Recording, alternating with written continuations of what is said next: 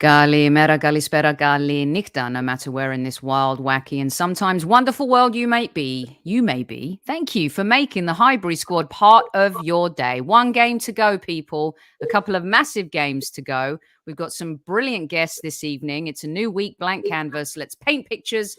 Let's tell stories.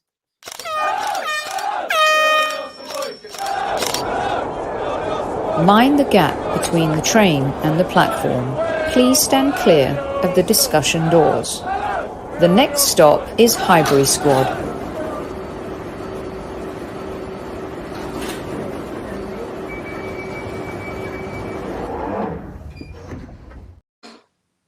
Already being told off by the squaddies that I didn't do the salute. You guys know the salute only comes when Super Kevin acts it. So here we go. Joining me once again at Squad Central, my podcast brother from another mother, Mr. Super Kev. Super Kevin Campbell. Squaddies, Monday Madness, at ease, let's go. At ease indeed. Let's go. We've got a very special guest to kick off the show with us this evening. I've been trying to get this fella on for a while now. Former Luton Town manager, Cheltenham manager, and Torquay United, knows exactly what this bubble of being in the playoffs is all about. Welcome to Squad Central. It's his first appearance, Mr. Paul Buckle. Bosh! Cheers, Sophie. Cheers, Kev. Great to be on. Oh, you're welcome, Paul. It's great to have you here. I just want to read this a little bit because just so you guys get a sense of it. We're going to get to Arsenal a little bit later. We've got Nick Ramsdale coming on live as well today. So stick with us here. Lovely football conversation to kick off the week this fine Monday. And you know, and I know how much we love the playoffs. A few of you have written to me because you want us to talk about it as well. So here we are with Paul. Now, Paul, you're going to correct me on my stats and facts here, right? You took Torquay to the conference final in 2009 and won after losing the semis the year before. Torquay League Two final in 2011. You lost to Stevenage, who were managed by Graham West, who... Wesley. Yeah. Okay. Graham Wesley, yeah. And then Luton, which is in 5 weeks, I think, when you join them, you kind of turn them around in a very short space of time. You took them to the conference final in 2012, scored first, lost 2-1, and 6 months later, after Luton got to the fifth round of the FA Cup, you had to leave because you moved to these grand United States. Did I get it all right? Was I bang on? Well said, yeah. You're making me feel tired just going through that, yeah. Well said. Well, listen, Paul, you've been there. Especially, I wanted to start off with the Luton story in particular, because talk about a club. I remember watching Luton at Kenilworth Road on AstroTurf back in the day, where the ball literally used to bounce and I think end up at Luton Airport. What does it mean to kind of be in this moment as a manager? How do you kind of go through this process before such a massive game like this for a club? Well, yeah, Luton is a huge club. I mean, I managed it in the conference, but it always operated as a championship club, and I was told that when I took the job. Gary Sweet said to me, you know, we're going to operate as a championship club because that's where we intend to go back to, you know, pretty quickly. So I couldn't quite do it in my tenure. You're right, we did turn it around. We got into the playoffs, big ask, and actually then went up against Wrexham, who had finished probably 18 points ahead of us. And we played so well at home. I mean, so well. We was on a high. I think they was on a low from just missing out. You know, and we've seen this happen so many times. The team in form, and being a new manager coming in as well, I think helped. I mean, Gary Brabin had just missed out himself on penalties the year before. And yeah, it went well. We got an early goal away with 3-0 up. They came back to 3-2, and that picture there is me at the end, you know, with relief, massive relief. I think is that the thing is trying to not change anything. In answer to your question, you want to go into the game, focus on the game.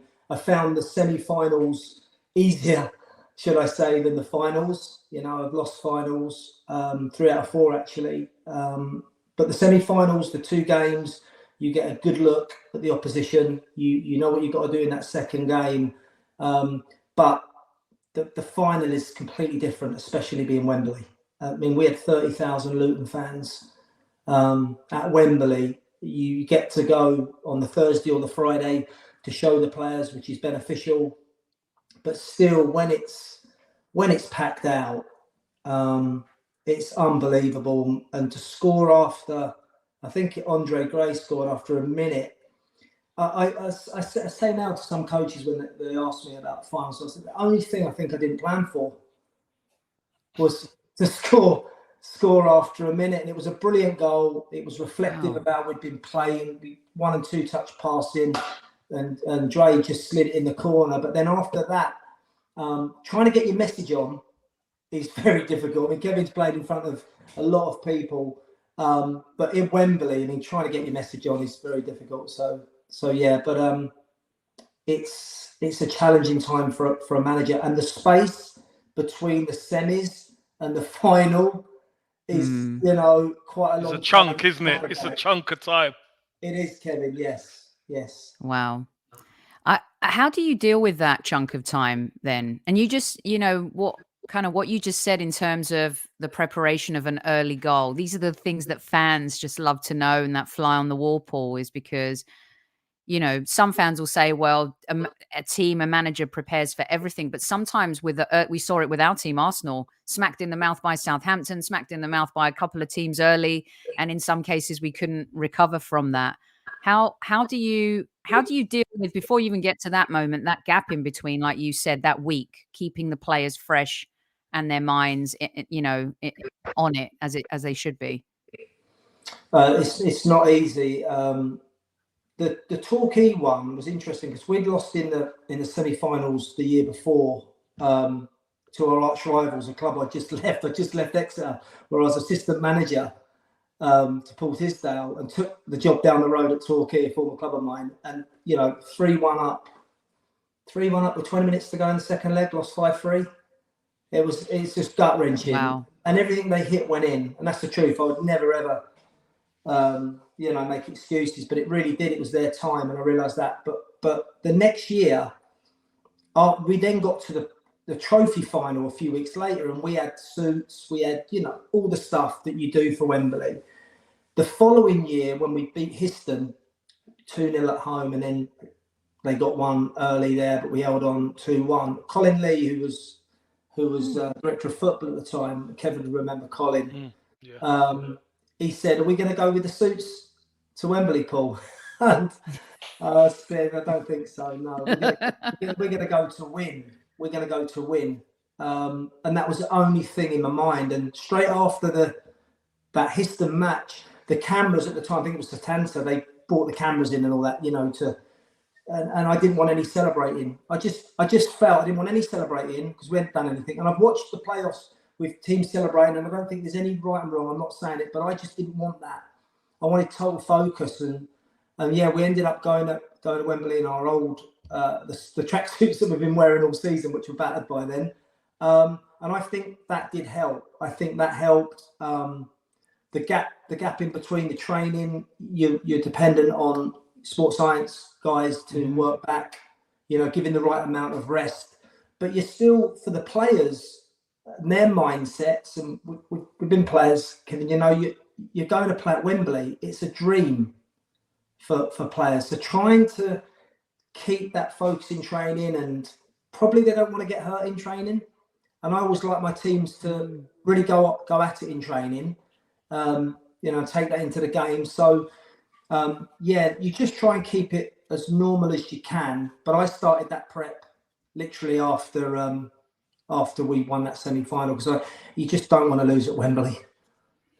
Yeah. Woof. We've seen some tough ones, haven't we? At Wembley, and it's just the most fun. They call it the most expensive game, Super Kev, the playoff game to get into the Premier League. And we've got, two teams. Everyone wanted the sexy final, didn't they? Newcastle versus Sunderland, and that, sorry, not Newcastle, Middlesbrough versus Sunderland. That didn't happen. Coventry City, also an old first division team that I used to love their kit. Coventry always had the cool kits, and Luton. What do you make of it, Kev? These two teams going at it. Sometimes the sexy tie isn't the best tie, is it? I think this is a return to the old school. Luton have been there or thereabouts for such a long time. They've had a roller coaster of a ride. Some good managers have helped them to get to where they were, but I think they just needed a little extra push. And they've done great to get into the play. They were playoff team last year, and it didn't look like they were going to be a playoff team this year. And then new manager came in and they took over. Obviously, the previous manager went to Southampton. New manager took over, and he kind of refocused them, and they've done well. And I'll be honest with you, Mark Robins at Coventry has been doing a decent job. Amazing. But at times they look like, at times, I'll be honest with you, it looked like they had the flip-flops on. And then all of a sudden, you hit a little bit of form and you win a couple of games and you're back on the horse again, and you get into the playoffs and you think, you think Middlesbrough will beat Coventry, but no. That the playoff semi-finals are so tough to get through, as Paul alluded to, and it really is anybody's game. This is going to be a really interesting game because both of these teams have been along that roller coaster, been up, been down. Coventry is still renting the ground, and Luton have been through their tough times. So whoever goes through and wins it, Sophie, sorry, we lost Paul there. Whoever goes through and wins it, so it's going to be such a great success story. Yeah, really I totally agree. We just lost you there for a second, Paul. So Coventry Luton, Paul, what do you think? What do you make of this? And are you more intrigued about this than the sexy tie? Do you think the two teams that deserve to be there are there? The playoff sometimes works in mysterious ways. In US sports, we're really used to that. But sometimes the better team doesn't get to the final. How's it shaped this time? Yeah, I agree with Kevin. I think that before I got cut off, that Luton have had a lot to contend with this year, and getting to the playoffs last year, keeping the squad together, having that experience, that togetherness, that know-how. I really think they're going to do it. That was some performance in the semi-final, by the way, against Sunderland. That was to come from a goal behind. Packed out Kenilworth Road, which is one of the best places to play, in that stadium when the fans get behind you. And I think losing the manager and the new manager coming in and doing so well, it's given them an extra lift, even from like Nathan, who did a great job. Rob's done amazing. He's had a fresh start. And it just seems the chemistry, they've chosen very well, very, very well. And I think Luton are going to do it, although, Mark Robins, look at the continuity that's there. It's proven it again, if you stick with the managers, that you do have a chance. And they're very smart before the playoff game, giving him a new deal and making that public, sell everyone down, and give him all the confidence that he needs. And they'll be hard to break down. I think Luton maybe will have to be patient. I think they went guns blazing and it worked at Kenilworth Road. But I do think Luton have all the tools to do it. I think they're physically good. They keep the ball well. They can score goals. But again, Wembley is a different place, and you can run out of legs at Wembley as well. So sometimes a team that sits off and waits for the opposition, parks the bus a little bit, can then kick on later in the game. So it'll be a fascinating game. But I do hope, and I think that Luton will win. Paul, as a manager, when you've done all the preparation, the training ground, you've done all the work, everybody's together, and then you get into that dressing room at Wembley, and as a manager, you look at the faces.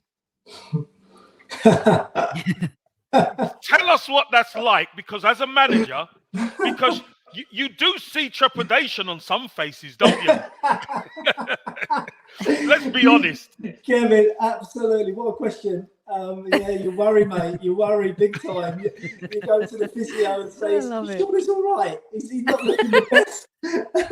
Yeah, we'll calm him down, Bucks. Don't worry. No, I had that. I've had that.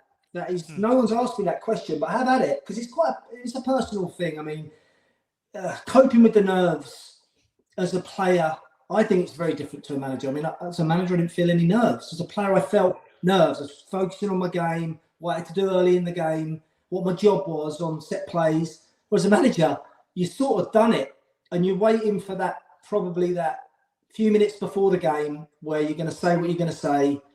Half time's massive at half time at Wembley, because the clock just, when you're losing, it's just going like this. When you're winning, it's going, and you do get some worried faces, and it is something to think about whether the managers will go and ask the boys if they're all right individually. I mean, it's a really good point, because if you're not, you're better off saying and then try to calm the nerves or do what you've got to do to get in the right mental state, because it's that one-off game. There's nowhere to go from this. But yeah, I have been worried, Kevin, a couple of occasions. Paul, I suppose, as you mentioned, that's where your staff play a big role, don't they? Yeah. Your staff. Yeah, absolutely. And you don't always see that as a manager, what they're saying. I was an assistant manager for 2 years, Kevin, and I used to do that. It's a very different role to the manager, but it's a very important role, and you can see more. You are taking the warm-up. I didn't take the warm-ups, at Wembley. Alan Nielsen were taking. I had great staff at Luton, and I had great staff at majority of clubs. But you're right. It's something for them to look for. I think if I used to like watching the warm-ups, sometimes you could gauge from taking a look, Kevin, and see how they're moving, see if they're doing the right things, I mean, this is, you're talking about, with all due respect, we've got top players on show in this Championship playoff final, right? And you'd like to think they can control the nerves, but the warm-ups were important. I think if I look back at that Luton one where we went 1-0 up in 1 minute, I take reflection, take consolation that we did things right. That we did right. We just managing the game. Again, if you go 1-0 up, you go 1-0 down. Managing the game. You look at the Peterborough thing, was unbelievable. Exactly. I sensed that. I did. I was going to ask you about that next. Go on. Yeah. Darren Moore was a former colleague, Big Daz, and I've still not forgiven him for getting sent off in the playoffs for Torquay, by the way. They never mentioned that on the telly. No, they wouldn't. They would give him some props, Paul. We 3-1 up, and Big Daz got sent off. But I think that was a crazy comeback. I mean, that is insane. You lose football. It makes fools of everybody sometimes, doesn't it? It's just insane. That is just the beauty of the game as well. And as a manager, I mean, and also, Sheffield Wednesday's manager had abuse thrown at him. I mean, everything that went with that, and to come back and do it under those circumstances, Paul, as well. How gratifying for really one of the most historical clubs in English football. Well, you won't meet a nicer person than Darren. And I think, his emotional control through losing 4-0, from what he had to, the disgusting behaviour he had to put up with, he's done brilliantly. I mean, that would take him on miles in his managerial career, in my opinion, what he's done. And I think you saw after, I don't know, it was the captain maybe, when Daz was talking in the dressing room after, he then said, thank you, because then players, they're under pressure. Mm-hmm. And he's obviously found the right words. He's had the right body language, I would imagine, right, leading into that game. And that's probably exactly what they needed. And the big thing, Sophie, is trying to, what Rob will be doing is trying to get to bottle that performance and get it on to Wembley. And Darren Moore would have known his players can score goals. Hillsborough's a tough place to go to, and they are capable of, scoring 4 goals. So he got it spot on. And then on the flip side, I suppose, gosh, Darren Ferguson he won't want to look at that, will he? No, that was brutal. On the Monday on TalkSport, we spoke to Darren Ferguson on the phone, and I said to him, if you get to Wembley, blah, blah. So he said, the tough part is, we're going away from home and the tie isn't over. No. He knows. Darren Ferguson knows what it's like at Sheffield United. I just think it caught a lot of the Peterborough players by surprise. I really do. Yeah.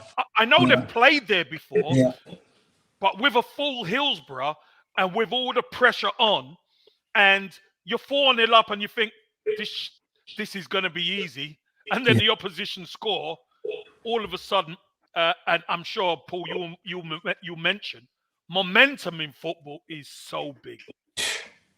Oh, I mean, again, if you put yourself in Darren Ferguson's position, what do? So if you change the team, which I'm not sure would have gone through Darren's mind, right? But that might be something that you do, right? Just to get the arousal levels going again. But then you're damned if you do, damned if you don't. You change it and you start to go behind. You say, well, why didn't you stick with a team that won 4-0?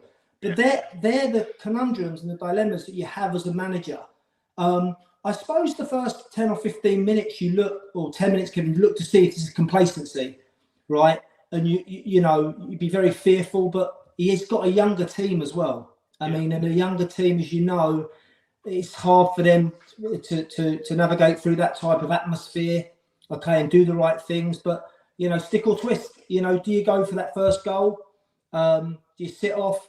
What do you do? But the one thing you really need is the decisions to go for you. And I've got to say that the centre-back for Chilwell, he should have gone. He should have gone. It was a red card. And again, the officials decided not to. And that was a game. They didn't want to spoil it type thing, did they? Yeah. No. But Wembley's the same. I mean, better now with the technology. Yeah, I can't. They're going to be about mentioning the offside goal at Wembley. You know, it's like 3 or 4 yards, and I remember waiting for the Mike Riley to phone up. You know, they said Michael ring you straight after the game. He didn't ring for about 3 days, and I was on holiday and kept ringing him. And in the end, he said, "Hi, Paul, you're right." And I said, "No, not really, Mike." He said, "What do you think? 3 yards?" I said, "Yeah, or 4 or 5." But it was an outrageous decision. But the decisions do come into it, you know, all over, for players, managers, officials in them one-off huge games. All right, so you've got Luton in the Championship playoff. Who have you got versus Sheffield Wednesday and Barnsley? I have a soft spot for Barnsley because our good friend of the show, Billy Bean, was involved with the club, but I'm willing to park it aside. Well, who are you going for, Paul? Who do you think is going to win that one? Well, it has to be Sheffield Wednesday now, doesn't it? Or are they spent? Are they emotionally drained? Are they physically drained? That was massive the other night, wasn't it? I don't know. You guys tell me. As a fan, I'd be worried going into this. And maybe, I don't know, you guys can, as a fan going into certain games, you just think, oh no. For example, I was dreading the Brighton game as an Arsenal fan. I just knew, I had a horrible feeling about that game. Do you guys get the same? I'm sure, as a manager and a player, no? And you played as well, Paul. Yeah, a long time ago. But yeah, I think sometimes it's written. I do think sometimes it's there. I mean, although Michael Duff, the manager, is a good manager. Mm-hmm. He's a very good manager.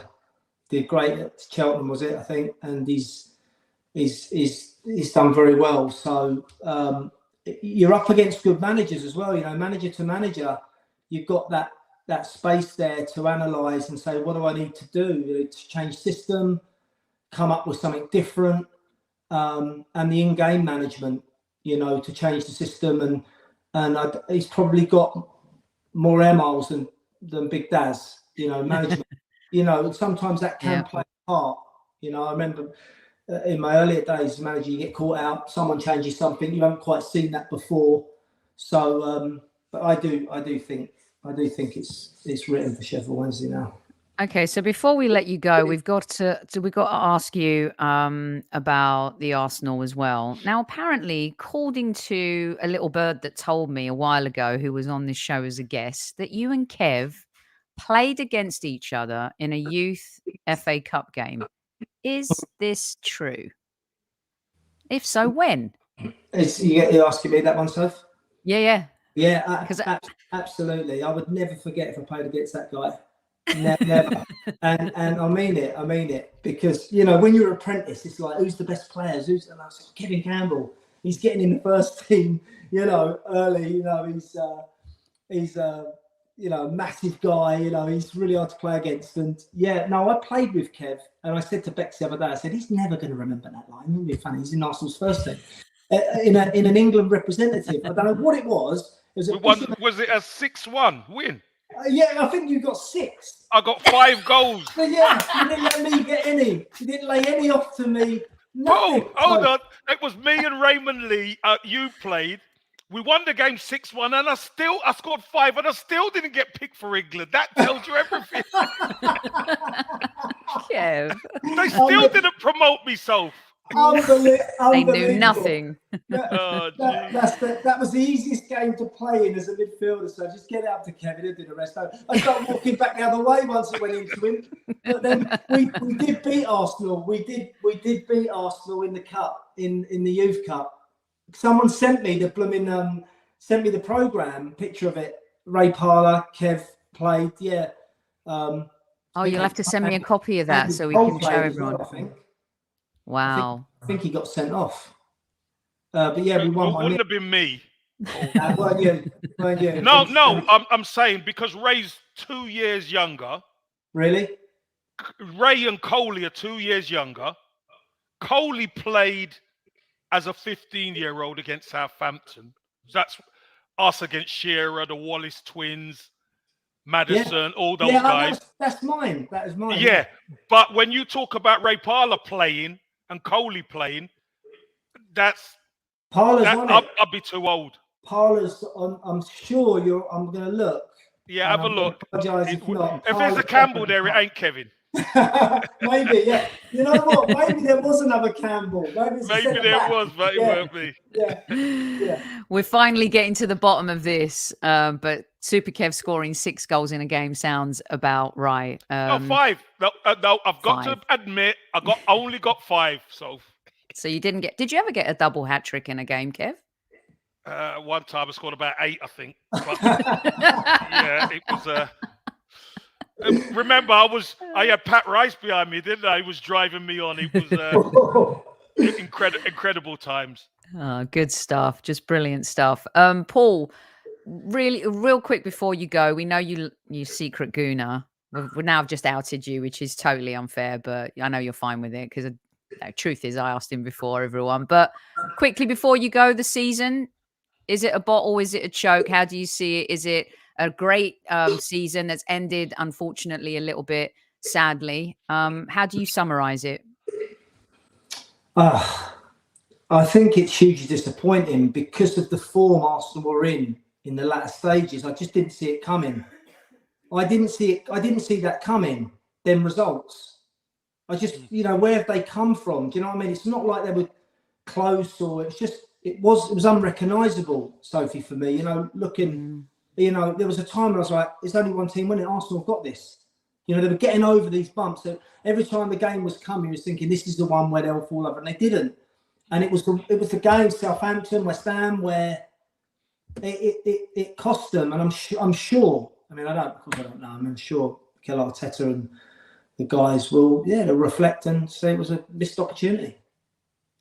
Yeah, indeed, definitely a bit of a sad end to the season, no doubt about that. We're happy for Bex that Palace stayed up. Well, good old Roy coming in and saving them. Wow, what an amazing job. Brainwashed our little boy sub as well. This is not right. You need to step in here, Mr. Buckle. You know what you need to do. Love it. It's been a great chat. Where can everyone find you? I know you're not on social media really for stuff, but where can they find you? Because you also have your consultancy as well. So where can folks find you if they need to, Paul? I'm on Instagram.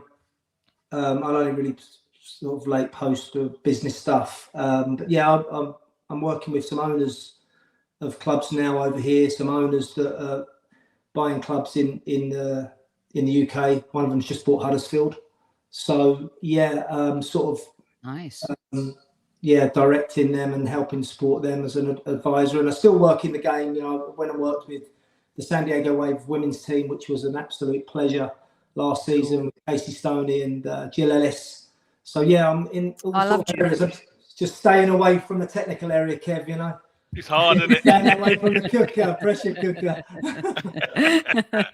Love that. Oh man. Well, Jill, talk about a serial winner there as well, and what she did for the US women's national team. We like Jill very much. And Paul, thank you so much for joining. Will you please send our love to Bex? And we appreciate you coming on. Top man, And Paul. if you're up for it, see ya. if you're up for it, Paul, we'd love you back more often on Squad Central here. I don't want you losing viewers. I've been boring everyone. I looked and saw that Jack Wiltshire was on the other week or whatever. I lost. Like, oh my god! Like, yeah, I've got Jack. But no, thank you so much for having me on, and it's pleasure seeing you again, Kevin. No, lovely seeing you, Paul. Lovely seeing you, mate. Yeah, good luck to Luton. Good luck. And listen, good luck to Luton. and Big Daz. Big moral. Thanks a lot, Paul. We'll see you soon. Paul. Cheers, take care. Bye. Cheers. Bye. That was Paul Buckle, you guys. Brilliant chat. Just love the football, proper football stories there, Kev. You know, people in the trenches, in the lower leagues. And so someone who's been in the manager's spot, and you know, when you hear he's looking around the dressing room and there's people probably in the dressing room like that was such a great question. Frozen. Because to know what a manager really thinks or sees in that moment, that was so good. And and he said no one's ever asked him that before. That was really interesting. They won't ask him that because you only know that if you're a player most of the time. You only know that because I look around. Do you know what I mean? You look around and you know by the people who are around you how you're going to do. So, exactly. Yeah. Hold on 1 second. Just sending a little message. There we go. Okay. Kev, before we welcome our next guest as well, the squaddies have been dying to know. Firstly, congratulations to your other former club, Nottingham Forest. Of course, they deserved it. What a fight back for them. You know, it was a game that I think took us all by surprise, completely by surprise. It did. So listen, I thought I was on Mr. Dawes' podcast, and I said that I expected Arsenal to respond after the Brighton game. You know, getting beaten so heavily at home, I expected Arsenal to respond, and I expected probably Nottingham Forest to go to the last game to stay up. But Sophie, let's be brutally honest. We were never going to score. We didn't look like scoring. No matter who had played, we wouldn't have won the game. We could have been playing till now. We wouldn't have scored. It was an awful performance. It was. Do you know what, Soph? We just look spent. We do. We look absolutely knackered. Yeah, we can control it and pass it, but we've got no zip. There's no real life in us as a team at the moment. And maybe that's because, you know, the form slipped and everything, and maybe feeling a little bit sorry for ourselves, but we can't afford that. We can't afford that. We needed to finish strong, and we finished that game, especially with a whimper. Nottingham Forest deserved it. They had the game plan. We played into their game plan. And wasn't that goal, Sophie, very similar to the Southampton goal? Southampton's second goal, where we give it away in midfield, they play through us and go and score. That was Theo Walcott scored that goal at the Emirates. Now Awoniyi scores that goal against us at the City Ground. Again, like I say, we wouldn't have scored no matter who played. So we could talk about manager got it wrong with selection and all that. At the end of the day, Sophie, I've said it all along. The players have to go out there and perform. They didn't perform. And listen, it's one of those things. I just think to ourselves, this is going to be a massive summer for us, Sophie. Real big. Tammy, you could talk about team selection all you want. Well, let's talk about it. Because they want to hear from you about it. Yeah, because but why? But why are we talking about team selection? Because, Sophie, we were crap. These players have been very good for us the majority of the season. But we were crap. So whatever you want to talk about, he should have done this, he should have done that, it wouldn't have made no difference as far as I'm concerned. We were just shocking. So not playing, let me ask you this, because curiously, hello? Hello. Hey! I'm trying my hardest with this technology. Hello, Aaron. Help your dad, please. Help him. I'm trying. Safari seems to be the only thing working, if that's okay. This is fine. Yeah. We'll take him as we can get him. Right. Did you guys have a good day playing golf? Oh, it was wonderful. Absolutely. Yeah. What did you score, Aaron? Did you take any mulligans? No mulligans. I came 9th. I got 34 points, playing off my handicap. As a team, we came stone dead last. But I will leave you on that. Okay. Have a good show. Thanks, Aaron. Thanks for your help. Take care. Thanks for being epic this season. Thank you. Hello, Mr. Ramsdale. We got there in the end, hey? I don't know how. Not only can he save, but he also helps you with your Google Chrome. Helps you with the tech. Love that. He's just saved me. He's just saved me. I don't even know where the volume is. You're right. Don't worry We about can it. hear you. We can hear you. Don't worry. Most people can, Kev. How did you play, by the way? Right. I came second out of 71. Was that second last? No, I was last by quite a few. I played really well, and I've kept golf ball manufacturers in jobs.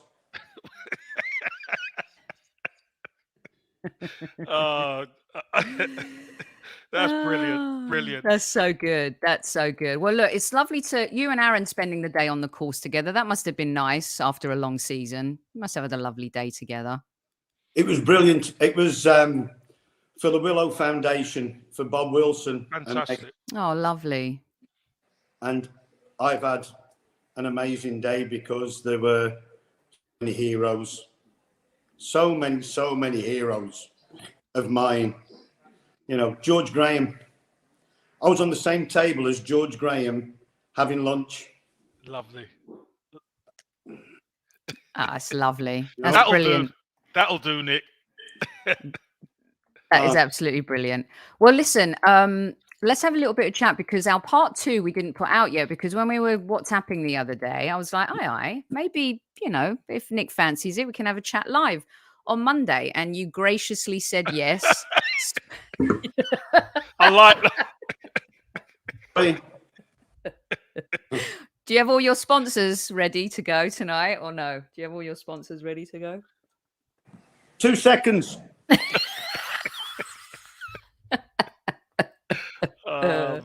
I love it. Kev, we got our number 1 right there at the front. I mean, you know what? Wasn't that a nice touch by Aaron, to be fair, to sort his old man out? Seriously. Sort his dad out. And to come on and speak to us, which is nice.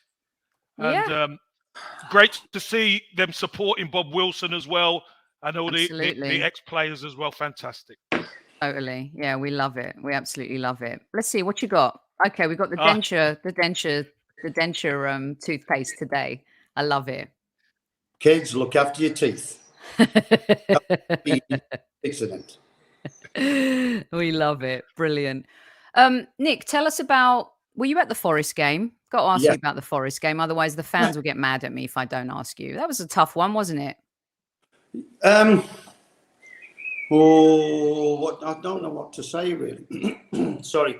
Yes, it was. It was disappointing, but let me just say, Nottingham Forest supporters, they First class. 6 minutes. And when they sing Mull of Kintyre at the start of the game, that is immense. Mm-hmm. And then they didn't let us play. They didn't let us settle down, and it was very difficult. And I would like to say that I didn't hear any anyway, any of our away supporters, apart from singing, criticise any of the players or any part of the game, which I know sounds daft, but I just didn't. They were backing the team completely, all the way through 96 minutes. Which is fantastic, because let's be honest, that I think we just discussed this just before you got on, Nick, that these players have given everything really they've got for the team. They've been outstanding for the majority of the season, and it's just at the end where we just lost it. Whatever way we lost it a little bit, we've lost a bit of momentum. We've lost form. Was it probably too hard for us going against a Man City team who's got the depth? Probably, but do you know what? It's filled me with a lot of joy. You saying that about the away fans, because the guys don't deserve to get criticised now. You know, second in the league is no mean feat. It's not a trophy, but it's so important in our re-emergence, in our growth. In the development. Yeah. Development, Tommy. I still think we are 2 seasons, and who am I to talk about it, really? I think we are 2 seasons too soon. I'd have taken 3rd. I'd have taken 4th, because it's still progress. Yeah. The only reason people are thinking, in my opinion, that they're saying that it's a disappointment is because for about 8 months of the season, we were top. Yeah. If we hadn't have been top and we'd have been 6th and 7th and then come through and finished 4th or 3rd, nobody would have been complaining. Or not complaining, but mentioning it. But, is it okay for so I can, so here my take, Nick, was, I think it's been an amazing season, but you can be a little bit disappointed with how it's ended. You know, we're not killing. And you know, we have honest convos. I was really critical of the performance against Nottingham Forest. We've talked about that on our previous conversation. And I feel that, you know, as a fan, it was so exciting. And I think the boys deserve better. The fans deserve better. And unfortunately, football doesn't work that way. So how I've rounded up my feelings as a fan versus you as the football dad and Kev as the player is it was just a little bit sad how it ended. It kind of like the bubble just went pop. But that doesn't mean you can be ragging on the players and going at them after the season that we've had. Is that fair? Yeah, I think that's fair, yeah. I don't agree with it, but I think that's fair. Listen, Sophie, I'll just say, Nick, I thought the Nottingham Forest game, Nottingham Forest had a good number on us. They defended well. I thought we could have been played till week, and we wouldn't have scored. I thought we were crap. We didn't have no zip about us in that sense. But again, I understand the guys have given us everything they've got. I know that, and believe me, as a player, if they could have brought it home, they would have, because. It is such a hard thing to do, to win a league. You know, we're a little bit spoiled in a sense. I know it's been 20 years or whatever, but Arsenal have had teams who have won titles. Believe you me, it is so hard to win. And maybe we've taken it for granted that all of a sudden we're back in the title race and we're going to win it. Where, Nick, you might be right. A year, 2 years on, we're going to... With Champions League football, we're going to be a lot stronger in 24 months. We should be a lot stronger in 12 months. A lot stronger. Well, it's progress, isn't it? Yeah. You can't fault progress. I'm going to keep saying it. It's a young squad, a very young squad. I mean, Bukayo Saka. His legs must be bruised to high heaven, because he gets kicked from pillar to post. There's only so many times he can make a run and get kicked and scythed down. Right? The other guys, Mr. Odegaard, there's only so many times he can keep running like he does. He must do kilometres and kilometres in a game, you know? Mm-hmm. And some of these players, they need a rest. Mm-hmm. But there isn't we haven't got the strength in depth at the moment in time.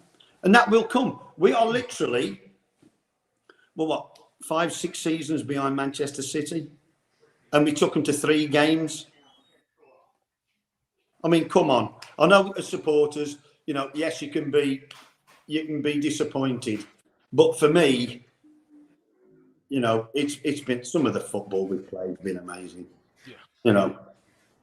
And I want to, you know, I've got a question for you, Nick, from Lucas, who's actually a Manchester City fan. That's a great thing about our show. We get some Liverpool fans tuning in, Manchester City fans. Nick, is it difficult as a parent watching your son going through such a high pressure season? Some of the listeners who missed our first round of our conversation, especially now, it's kind of like at the end. A question that many have for you, Nick. I think we've spoken about this before, but obviously it's purgatory. Simple. Next question. No. Well, we saw you in the All or Nothing, and and Kev the same. Well, I mean, we had this little conversation. Some of our listeners haven't caught up with our earlier convo, but purgatory, you say? Yeah. Sophie, it's difficult. It's different for, let me say, parents of goalkeepers.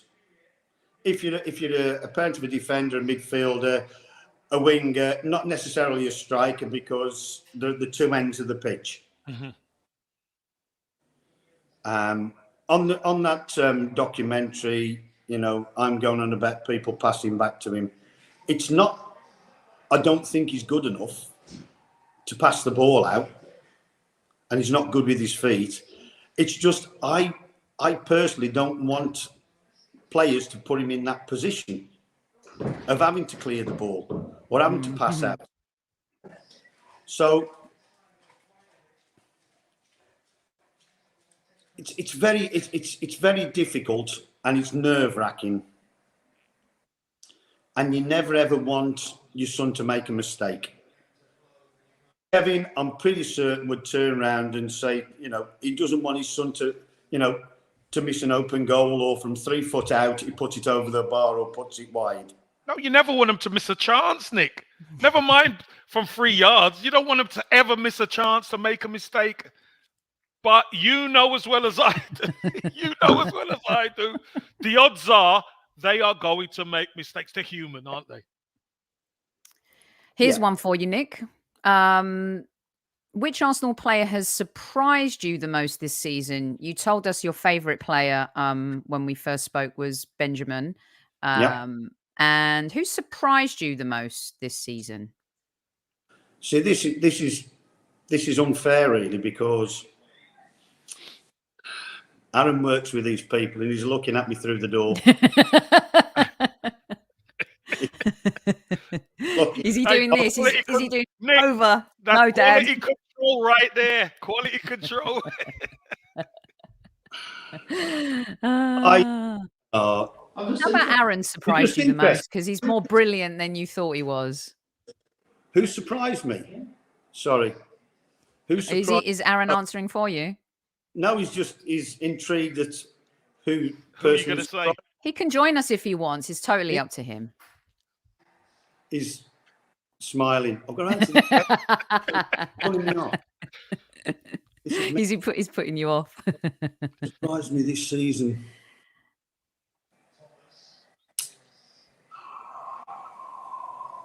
Give us 2 then, Nick. Give us 2. Yeah, players. Give us a few. Yeah. Oh, Aaron will like this. Check this photo out. I hope I still got it. He surprised all of us. This is how I define Xhaka's season, Nick. I mean, he's a gladiator, isn't he? Yes. Could have done something with his arms. Yeah, I mean, I didn't. No, I would say Granit Xhaka, purely because last season he always had a yellow card, red card in him. Today, I think, or this season, I think Mr. Arteta has found possibly his best position. Mm-hmm. Where he doesn't have to all the time track back as his job, but he actually does it because he wants to. Mm-hmm. I think he's working so hard for the team. And yeah, I would say Granit Xhaka. Yeah, I think that's a good one. Shout. Yeah, Good I mean, shout. as fans, I think we've all been just taken by surprise, and it's been a joy to watch. And if he does leave, he leaves with our blessing now, and he can come back, Kev. And it's how wonderful that he can come back at the club anytime, be welcomed with our arms wide open. Yeah, he's had a superb season. He has, and I think it's more of a family thing. Why, if he does move, it's probably hold on. What is icebreakers? I'm going to guess from here they look like icebreakers. Is that what is it? Polos? Fruit pastel. Fruit pastels. Why do they still make those? Wow, the only thing awesome. that you fruit pastel is chewed. You remember that advert? Yeah. Anyway, yeah. But he's been Sophie. I think Granit Xhaka's had a great season because we know he's been pushed a little bit further forward, but that's because of Zinchenko. That's a lot of the time because Zinchenko's been pushed into midfield. What a stud. That Granit has been able to be further forward, and we can win the ball further forward, back off the opposition. I thought it's really worked for him, and he's proven that listen, I never thought we'd have a title challenge and Granit Xhaka would be in the same conversation, but how wrong am I? He's been sensational this season. Yeah, he has. He really has. It's a pity, like we say, we just couldn't get over the line. Yeah. Nick, what was your favourite game you went to this year? Why did I agree to this?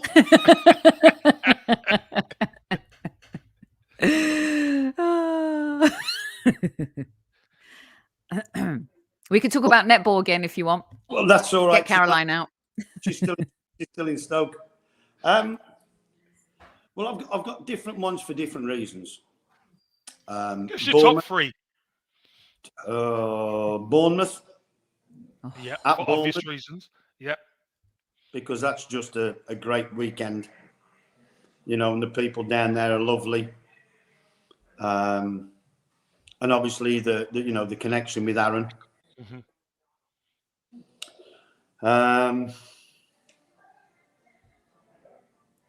Now you have put me on the spot, haven't you? Tottenham.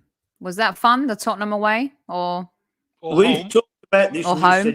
We beat them twice. No. Tottenham home, Tottenham away for different reasons. Tottenham away because it was just special to beat Spurs on their own patch. Do the double over them. Oh, most definitely. Definitely. You got your passport ready for next season? Hey, you ready? We're going places. We are. We're going abroad. Yeah. You're going to play some football. Well, I'm possibly not going to play football. I can't even play golf, and that's walking. Nick, last time you were here, I got told off by a couple folks because I didn't ask you about West Brom. And Kev saved West Brom from relegation. And I don't know if I read this right or wrong, but are you a lifelong Bromie? Are you a West Brom fan? Did I get that wrong? No, I'm not a Bromie, but I'm a lifelong West Brom fan. He's a Baggies fan. He's a Baggies man. Baggies fan. Let me guess, it has gone down a little bit since Aaron's been playing because we go and follow him all the time. So please don't embarrass me by asking me some questions about West Brom. No, I just wondered if you were there the survival Sunday, the survival Sunday. No, because we were coming watching back. Aaron, probably watching Aaron. Right. But yeah, I'm sure you were keeping an eye on it. Oh yeah, on the radio. In the car. Let me just shut that door. Hold on. Yeah, obviously, because again, Sophie, being a football dad, all Right. this stuff that you would love to do to be there. You just You miss your own team playing yeah, because you do. you're following do. your son and stuff like that. Yeah, no, that was quite. I did a show with Kev. That was insane. That match that day was just ridiculous. It's what football's all about. If I remember rightly, we didn't 2 or 3 times, Kevin. We were going to get relegated, and then we weren't getting relegated, and then it was up and down that season. Yeah. I joined in January, and the club, obviously at that time, it was the team who was bottom of the league at Christmas and New Year were goners. Always went down. Always went down. Yeah. So that was the mantra. When I got into the dressing room, spoke with Brian Robson, spoke with Nigel Pearson, and those guys. And I said, our mantra's got to be, there ain't many times you can make history, Nick, not in the Premier League, but we can be the first to ever do it. And that was the mantra. Yeah. We spoke about Darren Moore before. He was on the playing staff at the club at the time. Craig Shakespeare was there as well. You had a lot of people who have gone on to be managers and coaches and stuff like that, who were on the staff or in and around it at the time. And we just went for it. We learned how to. Jonathan Greening was a player, is a manager now at Scarborough. What you have to be able to do is let games go. Whether you win or lose, you got to let it go and move forward.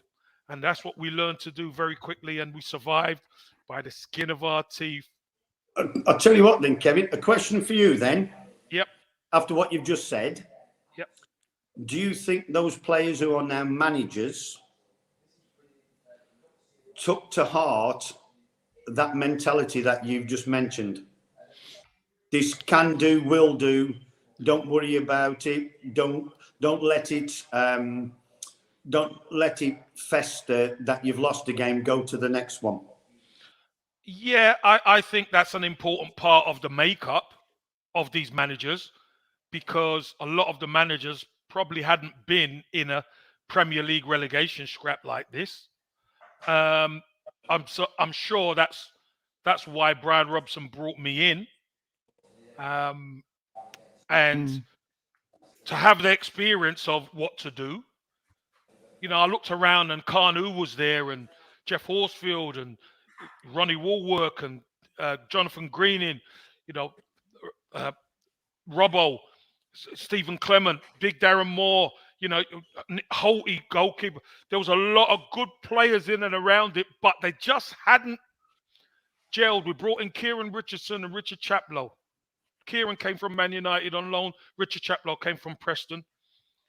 And we just had a togetherness. And it was like, to get the point across, Darren Peirce was there, Thomas Gard, so some good players, but it's to get the mindset right.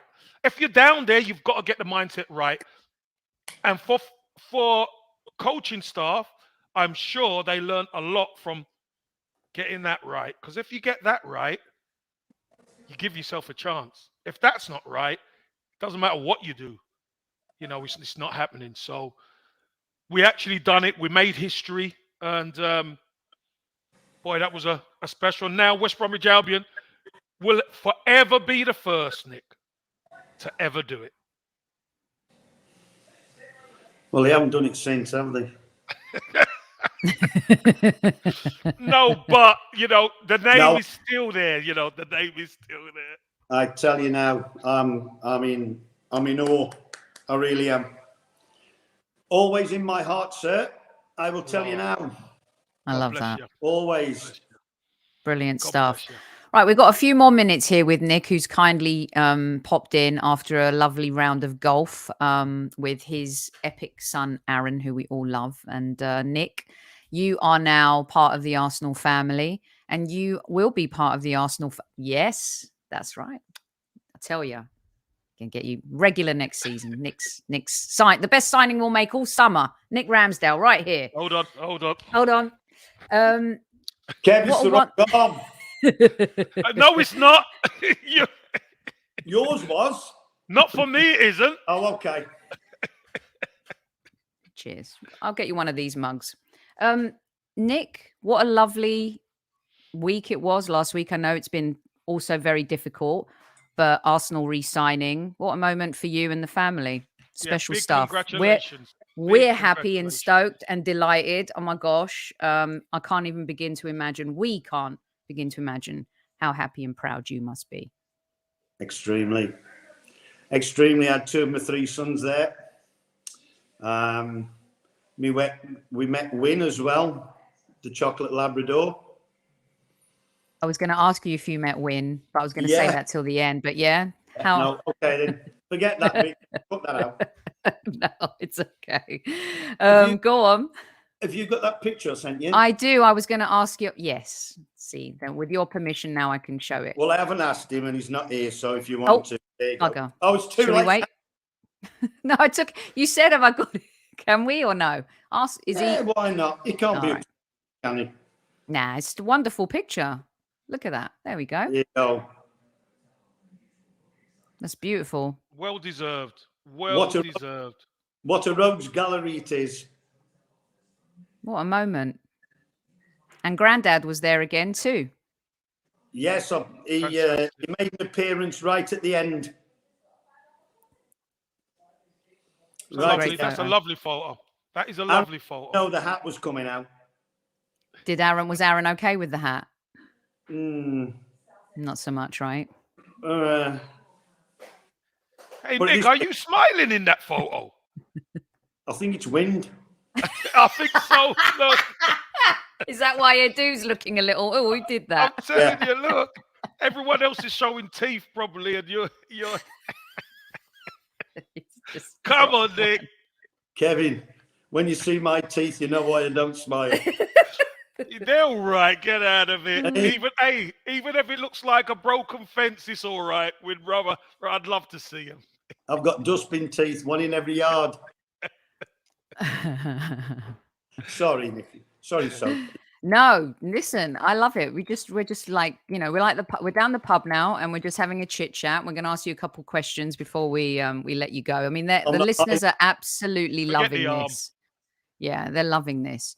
Okay, so that was a great day. Did you go out to dinner after? Can you tell me what happened after the signing? Did you guys hang out with Mr. Arteta, Mr. Edu? What happened? What'd they say to you? They love him, don't they? They do. And there's a couple of other photographs, which I think might have been out in the press, where they're having both Mr. Edu and Mr. Arteta are having a hug with Aaron. And it was lovely because it's from the first time we signed, they said welcome to the Arsenal family, and they've never stopped saying welcome to the Arsenal family. And I think that's very important to them. The security were there. We were chatting to them. We were chatting to some of the ladies. We actually had lunch there as well, which was amazing.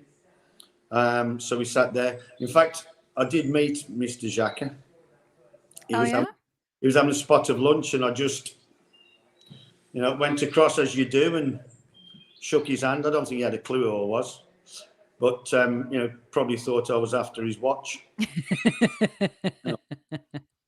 But it was. Was he nice to you? He seems like he's a friendly lad. It was lovely. I think it's possible. I think he is a wonderful man until he goes onto that pitch. Yeah, and then we like that player who, it's like we're going to war, we're going to battle. Yeah, I'm not a friend anymore. Yeah. I'll be a friend afterwards, but I'm not a friend for 96 minutes or 90 minutes, or however long it is. And that's how it should be. Yeah, I wouldn't mind a few more of them at the club. Yeah. Yeah. Be nice to have a few more that are ready to go to war right till the very, very end. Yeah, indeed. Hit the likes. This is a great show. A few more minutes. Kev, do you have something you want to ask Nick? I'm hogging him a little bit here. Oh, listen.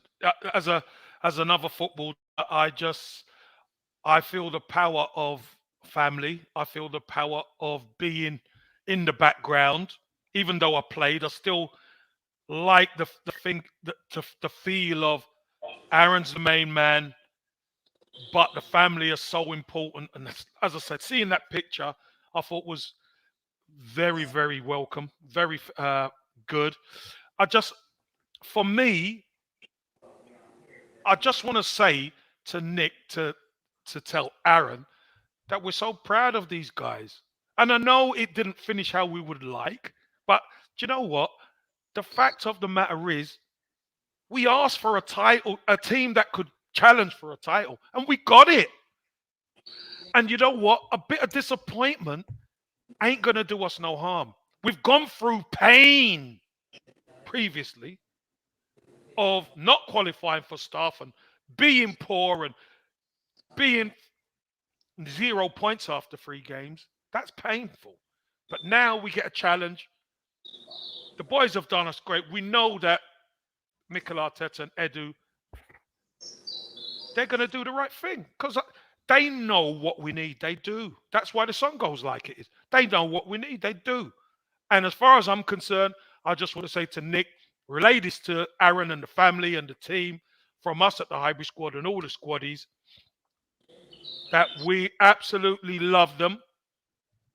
We understand that we couldn't get the job done, but we're going to be there again next season, last game of the season and next season, supporting them, willing them to get over the line, because you know what? They've done us so proud this season. That's a nice statement there, Kev, and I'm going to give Nick the floor here to respond to you. Brilliantly said. That was lovely. Thank you. That's great. And by the way, the away supporters, the home supporters, when they see me and Caroline, not only me and Caroline, but Ben White's mum and dad, they say the same to us. They love Aaron. They love Ben. They love the players. I ought to go and get him really and just get him to say cheerio. Sure, we would love that if he's up for it. No, Nick, go on then. Come on. Paul Rank, your dad. Paul Rank, your dad. He wants to make sure he shuts his Google Chrome down properly. Yeah, there. That's right. That's what it is. I know. Bless him. But no, what a lovely, what a good show, Soph. What a good show, Paul. We got Paul in the trenches with the non-league stuff and the lower leagues and the managing and the playoffs and all that. And we got Mr. Ramsdale here, and we had Aaron pop in. I mean, had a cameo from our squaddies should be like Aaron, giving us a standing O here. Hello, is he in the shower? No, that way. Yeah. There he is. I'm here. Aaron, hello. I just want to say one thing to you as a fan. I've got to be honest too. You know, I really criticised after the Nottingham Forest performance, but I wanted to say thank you for the season you've given us, a journey that we didn't predict, but one we've loved being on. It's been so long since we've loved our club and the players who play for our club. When we go to buy a shirt, we don't know which name to put on the back because you and the boys have made us fall in love with the Arsenal Football Club all over again. And as a fan, I just wanted to say thank you. And even though sometimes it's bumpy and we do criticize, the love is big. It's there. And you've been a massive part of that. And I just wanted to say thank you. And I'm going to hand it over to Mr. Super Kevin Campbell. Oh, thank you very much. I just want to say congratulations on the new contract. Congratulations for being Arsenal #1. And we are going to support you guys massively next season. Finish strong at the Emirates, 100%. Finish strong. We want to win against Wolves. And then next season, go again, because you know what? You've made a fan base believe again. Thank you and the team and everybody and your lovely family as well. Oh, thank you so much, guys. I really appreciate that. Really do. Thank you. Really do appreciate it. Can I say one thing? You can. Yeah. You're Aaron Ramsdale. The Super Kev. Yeah. So obviously, as a fan growing up, I remember the Great Escape, and I remember this little celebration here. You played like a keyboard on someone's hands. Yes. I started Nathan Ellington, maybe. I don't know. I don't want to comment on that. But you played a little. did that little celebration when we stayed up. So Yeah, I watched that's it. nice. So, thank you very much for everything. as No, well. thank you, man. Thank you for a little bit of acknowledgement, Aaron. Really appreciate it. And again, we appreciate you, mate. Arsenal's #1, new contract. You deserve it. And let's keep going, because you know what? Imagine you finish second this season. Imagine what it's like when your trophies start coming. Believe me, Aaron, it's going to be absolutely mental. So we're all ready for you, Aaron. We're all ready for the trophies. Let's get going. So are we. So are we. Fantastic. Can't wait. And look, little Vespa, she loves you so much. We created a GIF out of her. Look, saving the day right there. One of our little mascots. And Vinny, smash that like button. We know you love dogs. We're massive on loving dogs. So take us out, Kev, with the Ramsdales right here. Right. Well, listen, thank you for Aaron and Papa Nick coming on. Squaddies. As Sophie says, you don't get this anywhere else by the Highbury Squad. Thanks ever so much for joining us. Keep loving your heart for these boys and the team. One more game to go, and then we go into strengthening the squad. All the best, and at ease, Squaddies. At ease. Unbelievable. Amazing. Mind the gap between the train and the platform. Please stand clear of the discussion doors. The next stop is Highbury Squad.